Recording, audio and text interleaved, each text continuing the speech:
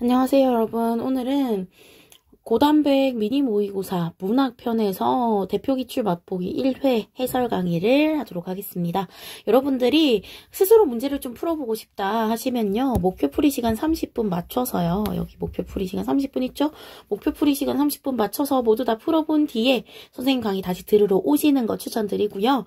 혹시나 해석을 정말 못하겠다, 선생님이랑 같이 해보고 싶다 하는 친구들은 중간중간에 이때 문제 풀면 돼요 라고 이야기해 줄 테니까 같이 한번 문제 풀면서 해설하면서 나가보는 게 좋을 것 같아요. 자, 일단 풀 친구들은 지금 멈추고 다 갔다 오셨죠? 네, 그러면 바로 수업 시작해 보도록 할게요. 자, 일단은요, 이렇게 지금 1번부터 6번까지 문제는요, 가나다 시 2개와 수필 하나가 묶인 이런 이제 작품이에요.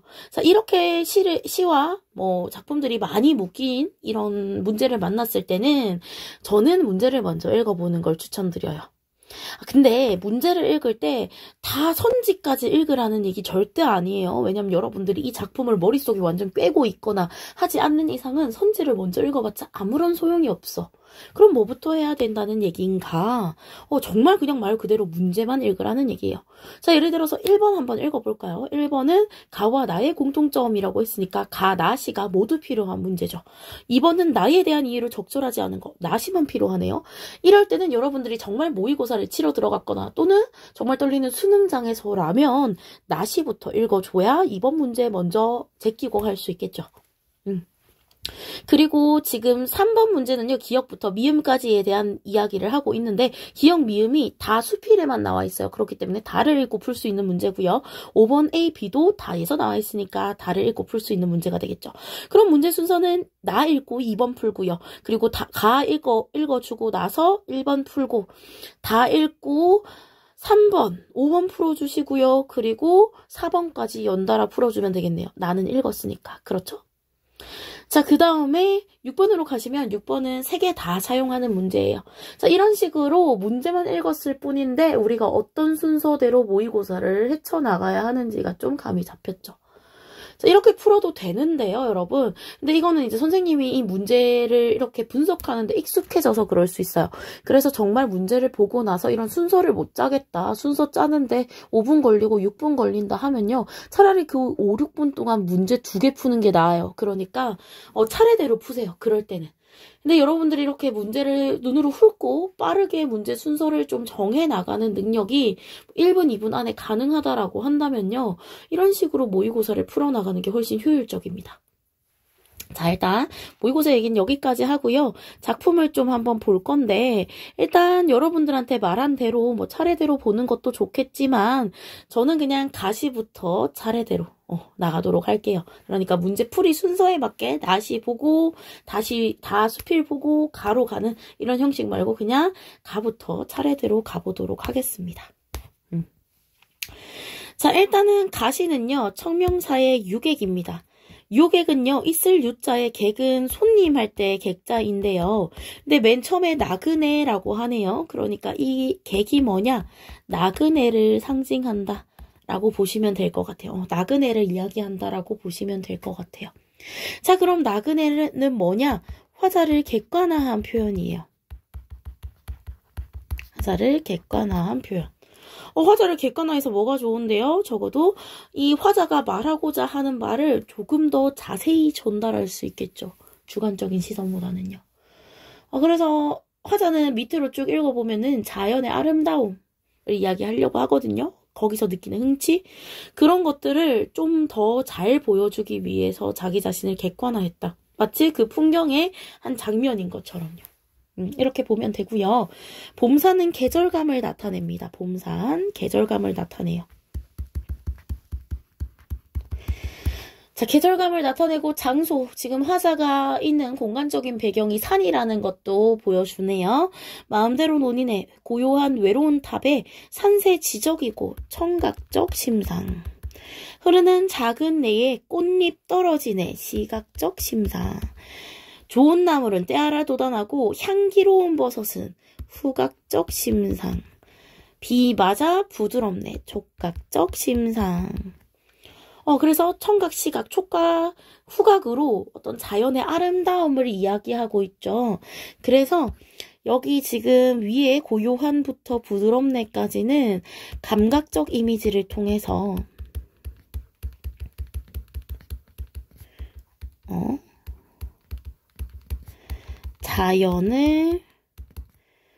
자연의 아름다움을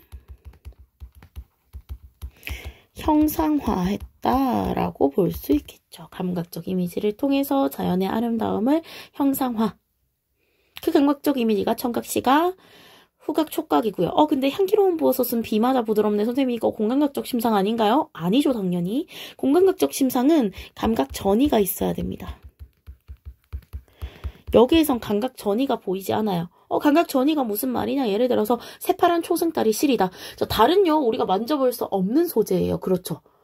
근데 새파란 초승달이 실이다라고 이야기한 건요, 사실 달이 새파랗게 보인다라는 걸 강조하기 위해서 그런 거야.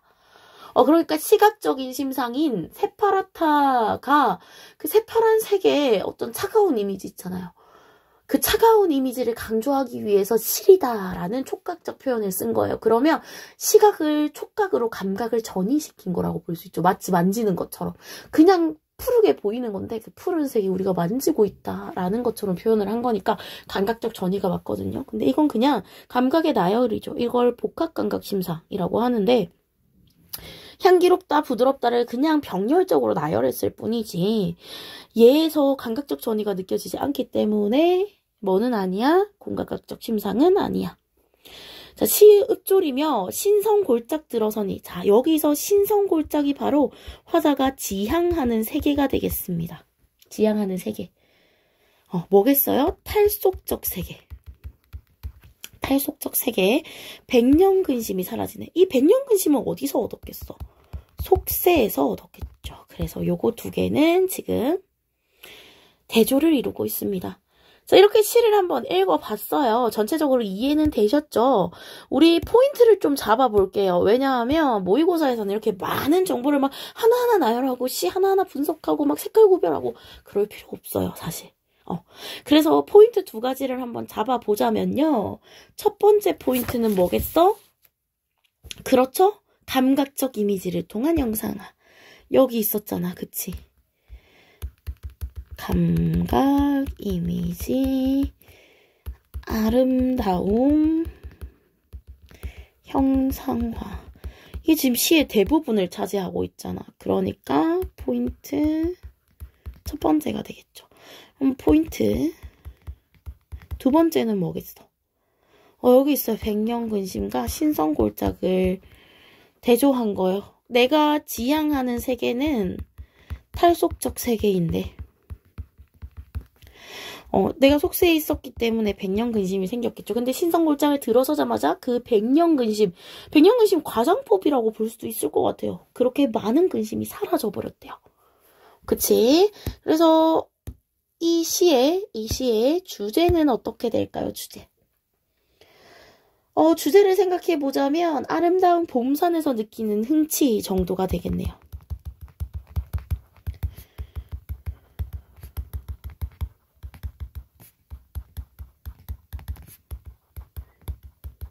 정도가 되겠네요. 자, 이게 가시였습니다. 나시까지 이어서 한번 읽어볼게요. 나시는 조금 작게 해서 볼게요. 요 정도 하면은 전체가 다 보일 것 같아. 일단 제목부터 볼까요? 윤리유곡이라고 했어. 윤리. 요거 밤나무 율자거든요. 리는 많이 들어봤죠? 마을이나 길을 뜻할 때 이 리를 쓰는데 여기는 지금 길리자가 아니라 마을리자를 쓰고 있어요. 그래서 밤마을.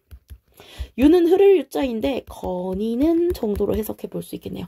밤마을을 거니는 노래. 어떤 밤마을, 자연 속에서 이 밤마을을 거닐면서 어떤 얘기를 하고 있는 것 같아요. 그럼 자연이 좋을 수도 있고요. 자연에서 벗어나고 싶을 수도 있겠고.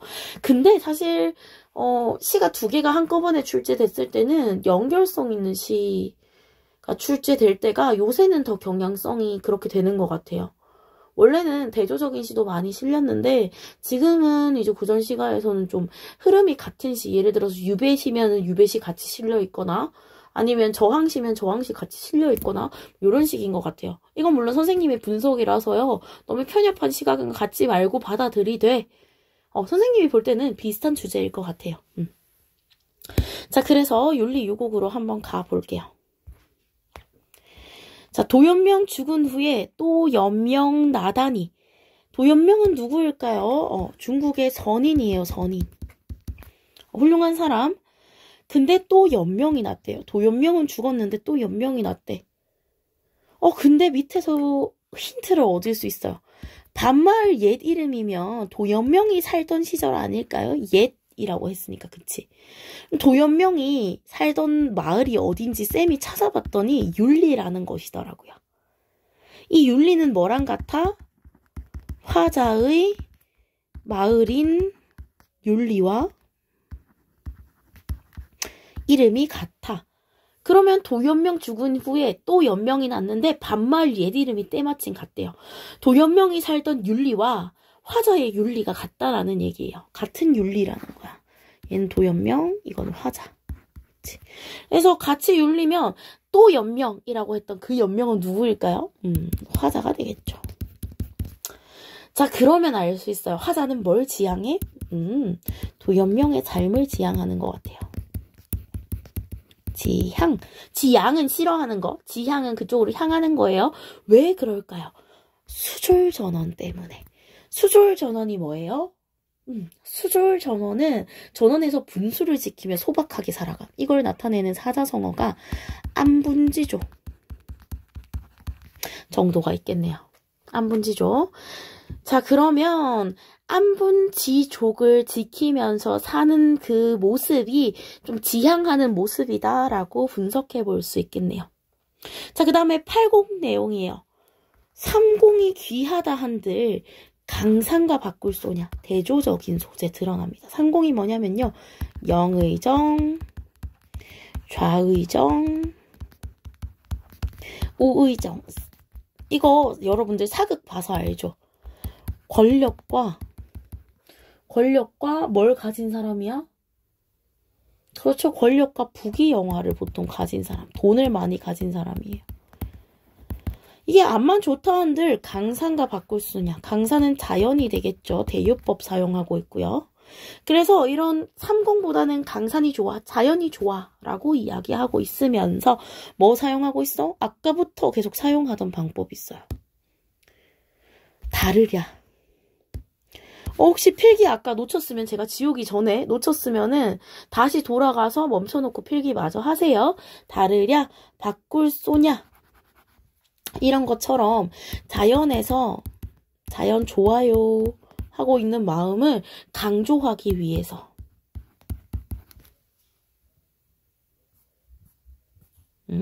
잠시 이상한 게 틀렸네요. 자연에서 자연 좋아요 마음을 강조하기 위해서 지금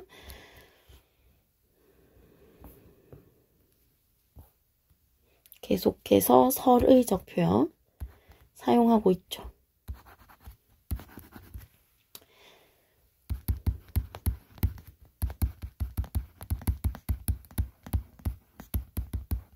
자연 조화 강조. 그치? 서리법. 그래서 도연명과 또연명 우리 갖고 나는 지향하는 세계가 도연명이야. 왜냐하면 수졸전원 때문에까지 받고. 삼공이 암만 귀해도 영의정, 좌의정, 우의정이 암만 귀해도 나는 자연이랑 바꿀 생각이 없어. 대조를 통해서 자연이 윈 이겼네요. 그쵸? 그래서 바꿀 소냐 다르랴를 통해서 나 자연 너무 좋아 라는 걸 서리법으로 강조하고 있어요. 부려우랴도 마찬가지야. 볼까요? 조각배, 자연, 달, 자연, 씻고 낚싯대 흩던질 때 이 몸이 청흥을 가지고 청흥은요. 그 맑은 흥과 운치예요. 맑은 흥의 운치라고 보는 게 더 맞겠다. 화자의 주된 정서라고 볼 수 있어요. 자연에서 느끼는. 청흥을 가지고 만호는 권세가예요. 인들 부러우랴. 지금 여기서도 나 안 부러워. 자연이 너무 좋아. 라는 걸 지금 서리법으로 이야기하고 있죠. 그래서 삼공이나 만호 같은 속세에 쩌드른 것보다는 자연, 강산, 조각배, 달 이런 것들이 매우 좋아라고 이야기하고 있어요. 그 다음에 그렇다고 이 화자가 속세에 없었던 건 아닌가 봐요. 관직에 있었나 봐. 어지럽고 시끄러운 문서는요. 정사와 관련된 문서가 되겠죠.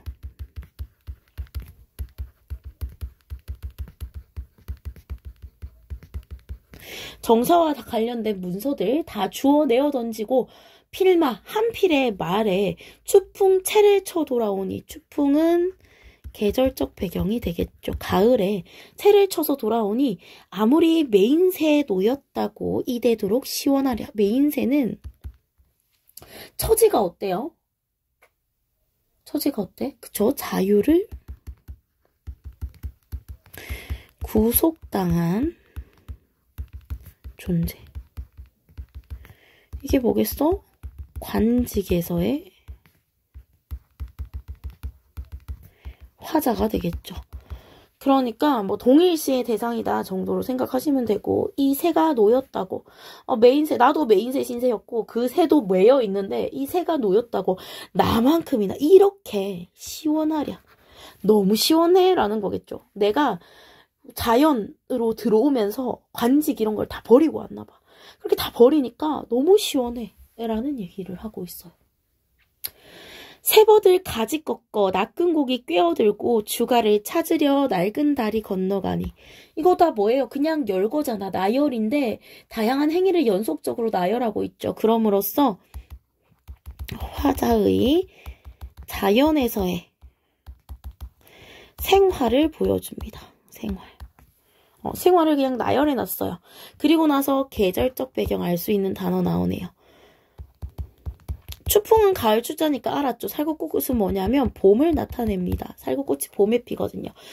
추풍에 채쳐서 돌아와서 살구꽃까지 살았으면 적어도 6개월은 살았네요. 6개월 즐겨보니까 너무 좋았나봐. 적어도 6개월이지 뭐 2해가 됐던 3해가 됐던 알 수는 없는 부분이죠. 자, 이렇게 너무 좋으니까 화자는 누군가와 같이 하고 싶나봐요. 그래서 최횡수와 조동갑을 부릅니다.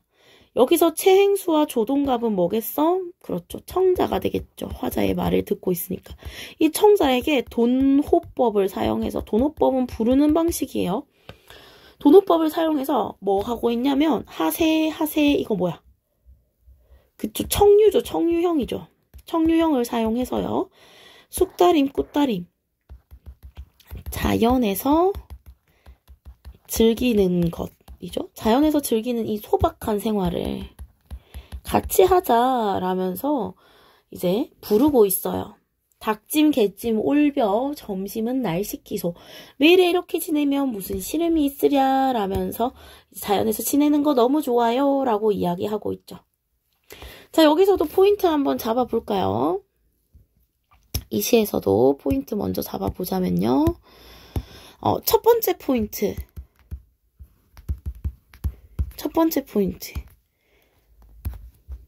뭐 하고 있는지 알겠죠? 그치? 설의법을 통해서 자연 너무 조화를 강조하고 있는 거. 자, 두 번째 포인트. 삼공, 만호후, 강산, 조각배, 달, 문서. 어떤 거 같아? 대조적 소재에 대한 이해를 좀 하셨어야 됐습니다. 자, 이렇게 두 가지고요. 그래서 주제까지 한번 적고 넘어갈게요. 이 시의 주제는요. 이 시의 주제는 세속을 떠나 자연을 벗하며 사는 즐거움, 세속 싫어, 이런 거, 이게 주제가 되겠습니다. 자, 그리고 나면요, 다수필로 한번 갈게요. 그 전에 선생님과 함께 문제를 풀기로 했던 친구들은 1번, 2번 문제 한번 미리 풀어보시면 좋을 것 같아요. 멈춰놓고요. 자, 그 다음에 다예요. 자, 다에서도 이제 해설하면서 조금씩 가볼게요. 요거는 수필이니까 뭐 알아줘야 하냐면요. 글쓴이가 곧 나라는 거. 자, 여기서 판교는요. 중국에서의 서화가입니다. 청나라 서화가예요. 이 판교가 마음에 맞지 않는 관직을 버리고 자유로운 심정에서 여생을 보냈대요. 요게 바로 화자가 추구하는 바겠죠. 추구미. 현대말로 한다면 추구미가 되겠죠. 자, 그래서 자기는 이렇게 청수한, 청수는 이제 맑고 깨끗한 이란 뜻이에요. 맑고 깨끗한 한 폭의 대를 그리어 추풍강상, 가을바람 강 위에 낙대나 만들까 보다, 낚시나 할까 보다 라고 이야기를 하고 있고요. 궁핍을 면할 양으로 본의 아닌 생활을 계속하느니 보다. 이거는 생계를 이어간다라는 거겠죠. 생계를 잇는 것보다 모든 속사를 버리고 표현이 강상의 어객이 되는 것이 운치 있는 생활이기도 하려니와 얼마나 자유를 사랑하는 청고한 마음이냐. 자유를 사랑하는 청고한 마음. 자, 자유를 사랑하는 청고한 마음이 화자가 지향하는 것이 되겠죠. 한마디로 글쓴이가 지향하는 것.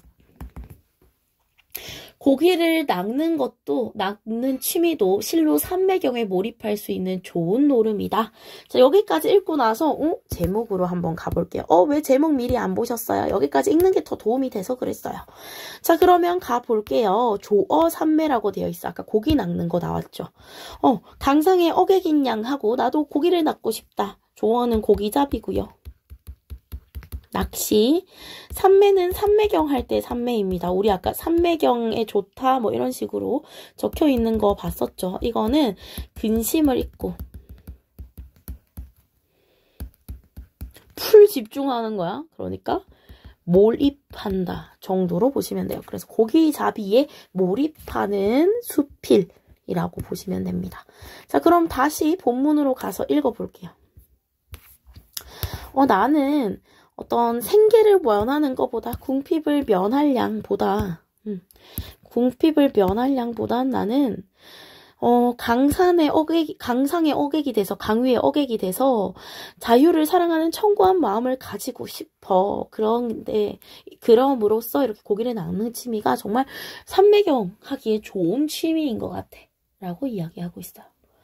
푸른 물이 그득히 담긴 목가. 요거는 화자가 아니죠. 글쓴이가 뭐 하고 있는 공간? 고기잡이 하는 공간.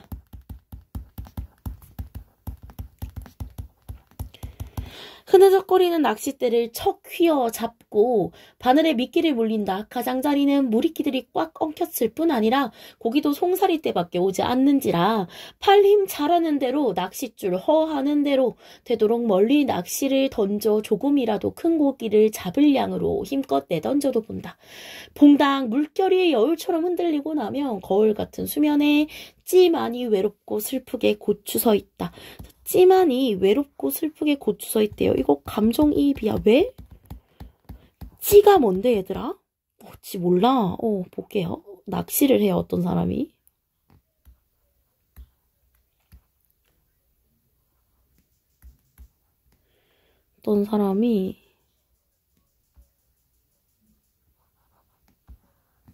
낚시를 해. 낚싯대 이렇게 던져서. 자, 그러면 여기 위쪽에 고기가 잡혔는지 안 잡혔는지 알리는 게 있고 밑으로 이렇게 물속에 담겨 있는 거가 있어. 그리고 이렇게 줄이 있고 밑에 낚시 바늘까지. 그래서 여기 지금 고기 잡혔는지 안 잡혔는지 보여주는 게 찌라고 하거든요. 이 찌에다가 감정이입을 했어요. 그리고 뭐 했어? 의인화도 했어요. 찌가 외롭고 슬프대. 그럼 외롭고 슬픈 게 사실 누구라는 얘기야? 화자라는 얘기예요. 그치? 그래서 화자가 찌에 감정이입했고요. 의인화시키고 있어. 그래서 한 점 찌는 객이 되고 나는 주인이 돼요. 한 점 찌가 객이 되고 나는 주인이 된다. 이거는 그만큼 뭐 한다는 거야? 몰입한다는 얘기겠죠. 몰입. 누가 손님으로 오면 그 사람한테 집중해야 되잖아요. 폰 할 수 있어 없어? 그런 거 못 하잖아. 그치? 그래서 집중한다는 말이에요. 집중한다는 말. 알력과 모략과 시기와 저주로 꽉 찬 이 풍진 세상. 와, 화자가 살고 있는 세상이 어떤 것 같아? 글쓴이가 살고 있는 세상이. 알력과 모략과 시기와 저주로 꽉 찬 이 풍진 세상이래요. 이게 뭐야? 어휴, 생각만 해도 좀 답답하죠. 글쓴이의 현실인식이 드러나 있습니다.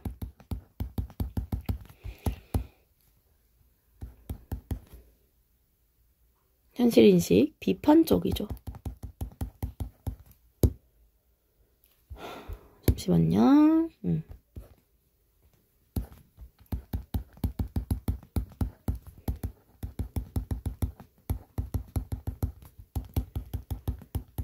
그래서 서로 무언의 우정을 교환한대요. 내 모든 정열을 오로지 외로이 떠있는 한 점 찌에 기울이고 있노라면 가다가 벼랑간 이 한 점 찌는 술 취한 놈처럼 까딱까딱 흔들리기 시작한다. 의인화고요. 의인법이고. 찌가 흔들린다라는 건 글쓴이가 기대하는 일이 일어났음을 뜻하죠. 글쓴이가 기대하는 일이 일어나고 있어요. 고기가 왔구나. 다음 순간 찌는 물속으로 자꾸 딸려 들어간다. 옳다. 큰 놈이 물린 게로군. 잡아당길 때 무거울 것을 생각하면서 배꼽에 힘을 잔뜩 주고 행여나 낚싯대를 놓칠세라 두 손으로 꽉 잡고 번쩍 치켜 올리며 허허 이런 기막힌 일도 있을까. 부정적 감정이 들었네요. 당황한 것 같아. 큰 고기는커녕 방개란 놈이 딸려오고 어떤 때는 개구리란 놈들도 발버둥치는 수가 있다. 하면 되는 줄 알았던 낚시질도 간대로는 무슨 뜻이냐면요. 그리 쉽사리라는 뜻이에요. 아휴, 간대로. 그리 쉽사리. 우리 따위가 단번에 되란 법은 없나 보다. 그리고 나서 이제 더 설명하고 있어. 세상 일이란 모조리 그러한 것이랴마는 아무리 재주가 서툴기러서니 개구리랑 방개란 놈들도 도대체 이 개구리랑 방개가 뭘 뜻하냐를 본다면요. 이건요. 나를 속인 존재들이잖아요. 그래서 계략과 시기, 질투, 계략과 시기, 질투가 가득한 잠시만요. 개구리 방개, 계략, 시기, 질투가 가득한 세상 사람들을 뜻해요. 염치가 있지 속어에 이르기를 숭어가 뛰니 망둥이도 뛴다는 셈으로 나는 나대로 제법 강성에 어객인양하고 나섰는 판에 그래도 제법 미끈한 잉어까지야 못 물린다 손 치더라도 여기서 잉어는 뭘까요? 개구리 방개랑 반대되는 존재예요. 그러니까 화자가 정말 낳고 싶어 하는 거, 글쓴이가 정말 낳고 싶어 하는 거, 다른 말로 글쓴이가 동경하는 맑고 고결한 사람이 되겠죠. 사람으로서 비유했다라고 본다면. 글쓴이가 동경이 더 맞겠다. 글쓴이가 동경하는 맑고 고결한 사람. 상징하는 거죠. 대조를 이룹니다. 고기도 체면은 알 법한지라 하다못해 붕어 새끼쯤이야 안 물리랴 하는 판에 얼토당토하는 그쵸? 이 개구리나 방개란 놈들을 이렇게 표현합니다. 구역질 나는 놈들이다 라고 표현해요. 개구리나 방개. 구역질 나는 놈들이. 구역질 나는 놈들. 이렇게 표현을 하면서 글쓴이의 생각을 드러내고 있어요. 자, 그리고 나서 다시 넘어가 보면요. 구역질 나는 놈들이 제가 젠체하고 가다듬은 내 마음을 더럽힐 줄 어찌 알았으랴. 하, 세상이 뒤숭숭하니. 자, 이게 바로 글쓴이가 매사에 좀 불만이 많던 이유였어. 뭐겠어? 현실적 고뇌의 근원적 원인이죠.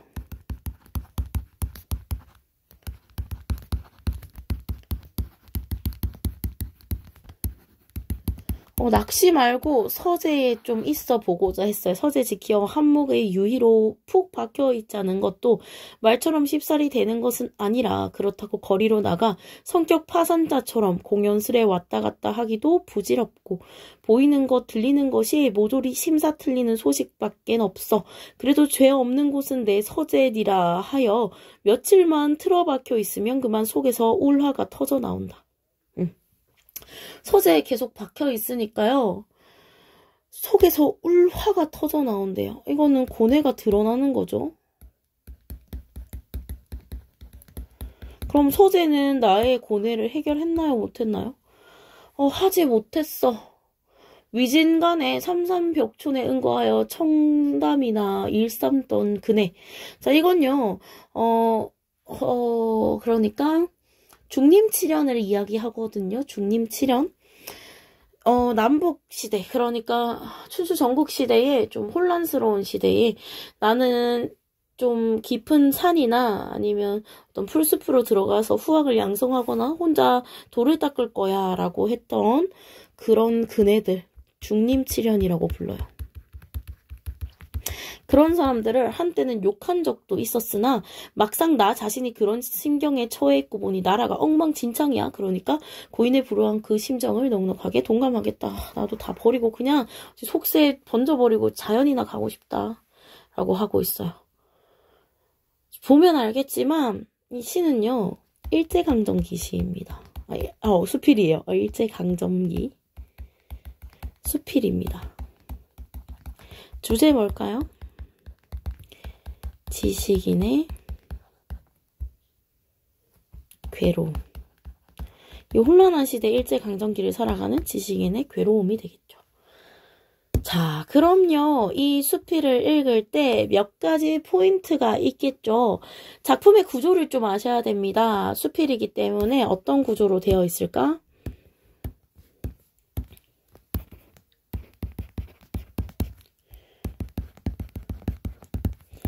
처음, 중간, 끝의 구조로 되어 있어요. 처음 부분에서는 혼탁한 어떤 속세를 잊고 싶어서 낚시를 하러 강으로 가는 거. 중간 부분에서는 낚시도 똑바로 하는데 그래서 끝 부분에서는 나 좀 이렇게 고결한 존재, 잉어라도 좀 봤으면 좋겠다. 아니면 선인들의 마음을 좀 이해한다. 이런 내용을 담고 있고요. 글쓴이의 태도를 두 번째 포인트로 잡아볼게요.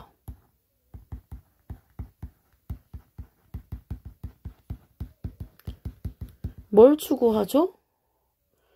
자유를 사랑하는 청고한 마음을 좋아합니다. 그래서 이제 강상의 어객, 추풍강상 낙대나 만들어 볼까 했는데 이것도 마음대로 안 되죠. 그래서 글쓴이가 이런 혼란한 시대를 살아가면서 울화통이 터진다. 나 중림칠연 이해한다. 이런 말 했어요. 그래서 세계는 비판적으로 인식하고요. 이 비판적으로 인식하는 세계 속에서 괴로움을 느낍니다. 괴로움을 느껴요. 이렇게 정리해 볼 수가 있겠습니다. 자, 그럼요. 문제로 가서 한번 볼게요. 1번 문제. 자, 아까 저랑 같이 하신 분들 1, 2번 문제는 중간에 풀었고요. 나머지 문제 지금부터 멈춰놓고 푸세요. 풀었던 친구들은 바로 보시면 되겠죠. 간단하게 바로 넘어갈게요. 가나 공통점으로 가장 적절한 거. 자연 속성에 주목하여 교훈적 의미. 가나 둘 다 없었죠. 가나 둘 다 없었어. 서리적 표현을 통해 추구하고자 하는 삶의 태도를 제시. 나에서 있었죠. 원경에서 긍경으로 나타내면 심리변화 없었습니다. 둘 다. 화자 자신을 객관화하는 표현, 내적 갈등, 객관화하는 표현까지는 가의 내용이 맞는데요. 내적 갈등은 전혀 없었어요. 계절을 드러내는 시어를 사용했다. 위에는 봄산, 밑에는 추풍, 나시는 추풍과 살구꽃이 되겠죠. 그래서 자연의 모습을 구체화하고 있다. 5번이 가장 적절한 거 되겠습니다. 자, 넘어가서 2번 문제요. 요거는 나시만 보면 되는데요. 지명의 주목, 윤리. 주목해서 화자의 지향을 드러내고 있다. 수졸전원. 팔곡에서는 자연의 가치를 부각하여 화자가 즐기는 흥치를 강조하고 있다. 화자가 즐기는 흥치 강조. 팔곡에서. 어때요? 맞나요? 맞잖아요. 십곡에서는 화자의 현재 상태에 대한 만족감을 바탕으로 연민. 화자는 자연한테 호감이 있었어요. 근데 호감이 있는 상태에서 물론 연민할 수 있지. 그 사람이 불쌍하다면. 근데 자연을 불쌍하게 봤나요? 아니요. 자연은 오히려 만족감을 주는 존재로 봤어요.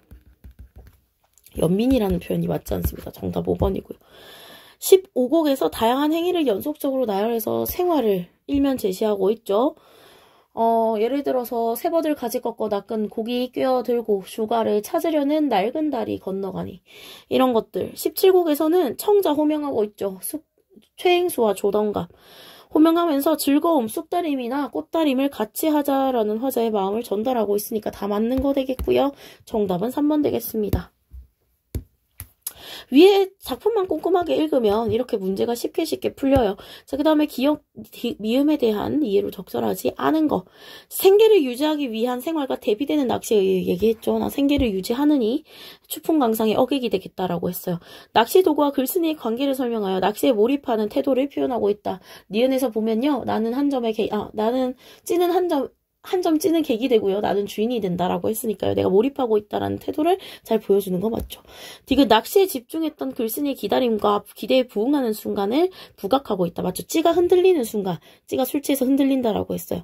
리을 낚시의 대안으로 선택한 것으로 글쓴이에게 마음의 안정을 찾게 해준 방법. 그게 뭐겠어? 서재로 가는 거였는데 서재에만 틀어박혀 있으면 우라통이 터진다라고 했어요. 마음의 안정을 찾지 못했죠. 그래서 정답은 4번 되겠습니다. 낚시를 해본 후 달라진 글쓴이의 마음가짐, 했던 옛사람들의 기대어 자신의 심정을 드러내고 있다.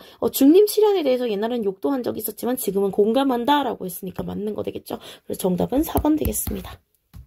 문제를 좀 빨리 나가고 있죠. 당황스럽겠지만 이런 식으로 빠르게 판단할 수 있으셔야 됩니다. 자, 그 다음에 4번 문제예요. 나와 다를 비교해서 이해한 내용으로 가장 적절한 거. 나의 도연명과 다의 판교는 각각 화자와 글쓴이가 행적을 따르고자 하는 인물이다. 맞죠? 도연명은 수절 전원한 거. 판교는 자연에서 어떻게 한 거? 사랑하는, 자연 사랑 청고한 마음. 자유를 가진 사람. 이런 것들.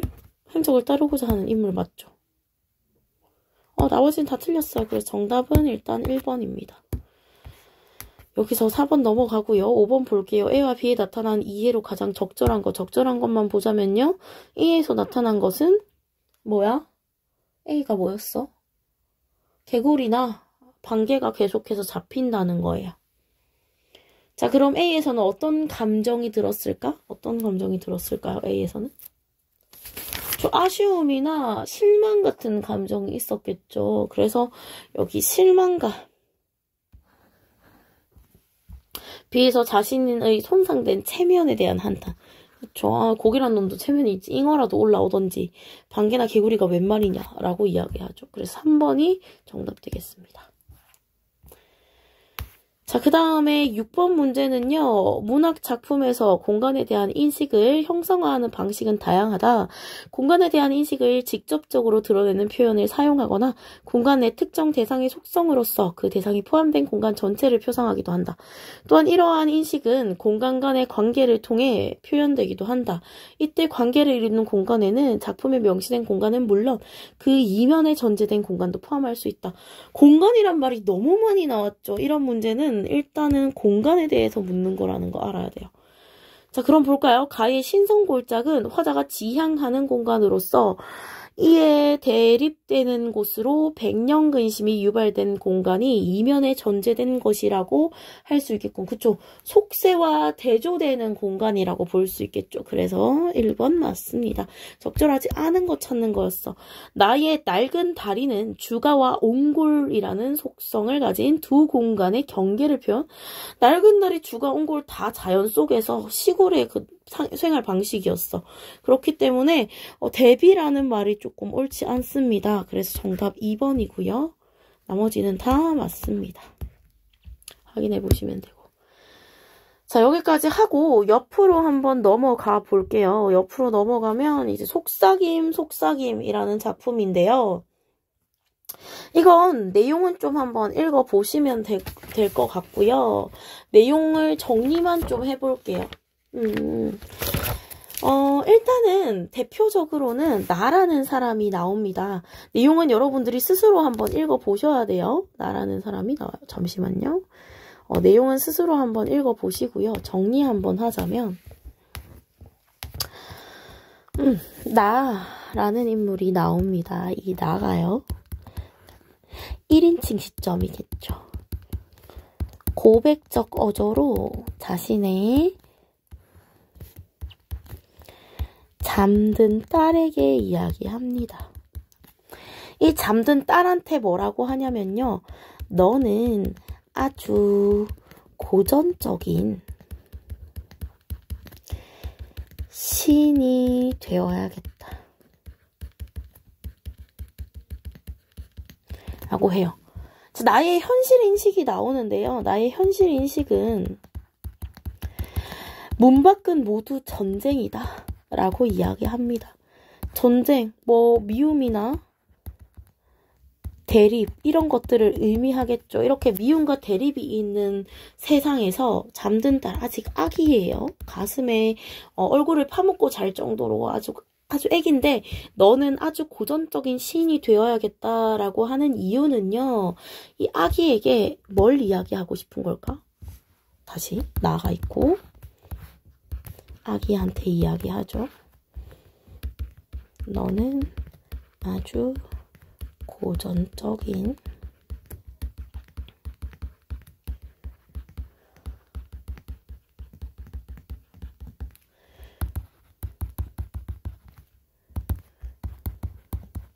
왜 현실은 전쟁인데 아기한테 이렇게 고전적인 시인이 되라고 이야기했을까요? 이 뜻은요.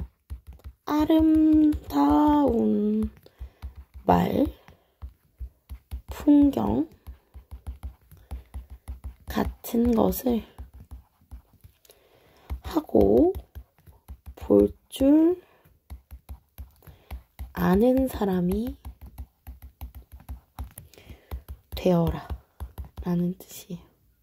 되어라. 한마디로 뭐겠어? 평화에 대한 이야기를 하고 있어요. 그래서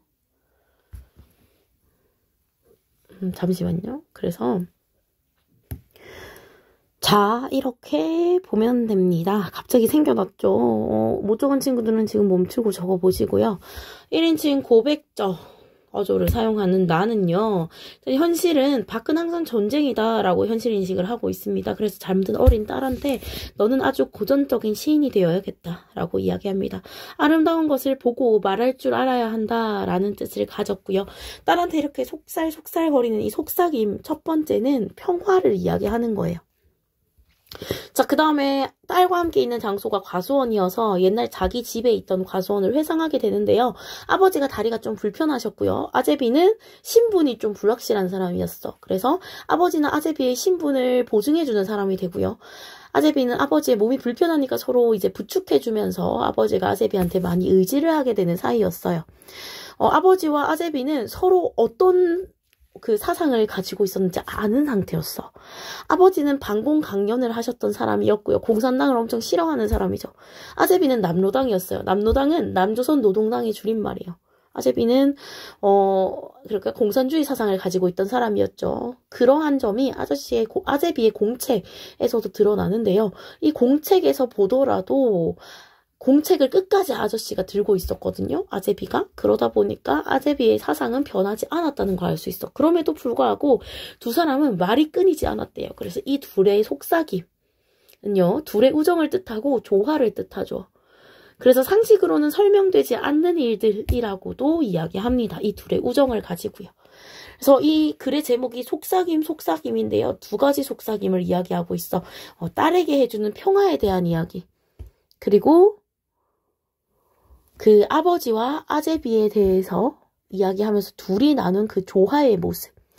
그래서 딸한테는 우리 평화, 갈등과 대립을 좀 해결해보자 라는 그런 내용을 이야기했다면요.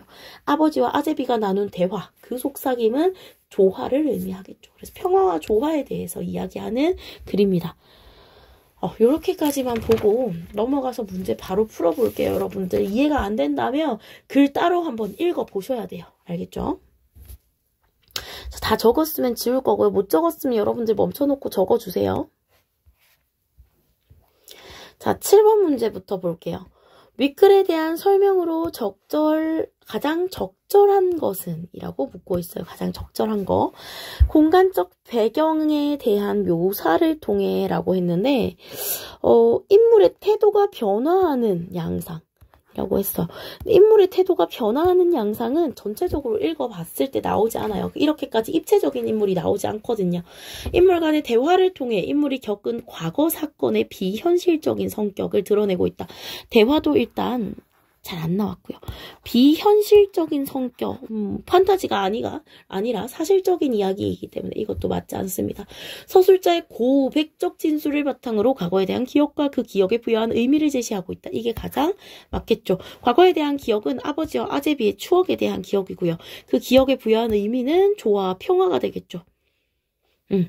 그런 것들 제시하고 있으니까 3번 정답이고요. 시간 배경에 따라 서술자를 달리한다. 서술자는 계속해서 나입니다. 그래서 4번은 정답이 아니겠죠. 미안해요. 헷갈린다. 4번은 정답이 아니겠고요. 5번. 서술자의 소설에 초점이 되는 인물의 시선으로 주변 인물의 행위에 대한 의미 제시. 초점자에 대한 이야기인데 이거는 3인칭 전지적 작가 시점일 때만 등장하는 방법입니다. 자, 그러면 8번 문제로 넘어가 볼게요. 윗글을 읽은 독자의 반응으로 적절하지 않은 것은? 아제비는 거동하기가 어려웠던 아버지가 의지할 수 있는 대상 맞고요. 아제비가 매사에 조심스럽게 행동하여 아버지가 그의 신원을 알아차릴 수 없었던 것이겠고, 조심스럽게 행동했다기에는 내용을 보면요. 아제비가 수첩, 그러니까 공책을 아무데나 두고 다녀서 그걸 본 엄마나 아버지도 아제비가 어떤 사상을 가지고 있었는지는 어렴풋이 알아차릴 수 있었다라고 합니다. 그렇기 때문에 매사에 조심스럽게 행동한다. 이런 것은 옳지 않겠죠. 어린 시절 가수원의 호숫가에 앉아서 볼 수 있었던 풍경들을 나는 애정어린 시선으로 보았겠군. 맞고요. 가수원을 보존하기 힘들었던 거, 인력 부족, 아버지의 오랜 투병 생활, 이것도 맞습니다. 읽어보시면 돼요. 나머지는 다 맞고요. 내용상의 특징이기 때문에 그대로 일치하게 나와요. 내용 읽으면 일치한 부분 찾을 수 있을 겁니다. 정답 2번 되겠죠. 자, 그 다음에는요. 9번 문제 한번 풀어볼게요. 자, 속삭임에 대해서 이야기하면서요. 속삭임은 나가 딸에게 하는 속삭임과 아버지가 아제비와 나눈 속삭임을 통해서 대립을 초월하는 화해와 공존에 대한 지향을 주대의식으로 표현하고 있대요. 그래서 여기 전자의 속삭임을 통해 형성된 대조적 의미의 구조는 후자의 속삭임과 유기적 관련성을 맺으며 주제의식의 형성화를 뒷받침하고 있다. 이게 뭐냐면요. 전자의 속삭임은 밖은 다 전쟁터다라고 이야기하거든요. 근데 그 전쟁을 이런 조화와 평화와 이런 것들로 좀 막아낼 수 있지 않을까라고 해서 두 개를 유기적으로 좀 관련성을 만들어 볼 수 있지 않을까라는 이야기하고 있는 겁니다. 자, 그럼 답 확인해 볼게요. 적절하지 않은 거니까 적절하지 않은 것만 볼게요. 나머지 맞는 거는 한번 읽어보세요. 자, 그래서 보자면 3번이 정답입니다. 나가 딸에게 고전적인 시인이어야겠다라고 한 말은 상식으로 설명되지 않은 일들을 이해하려는 나의 소망.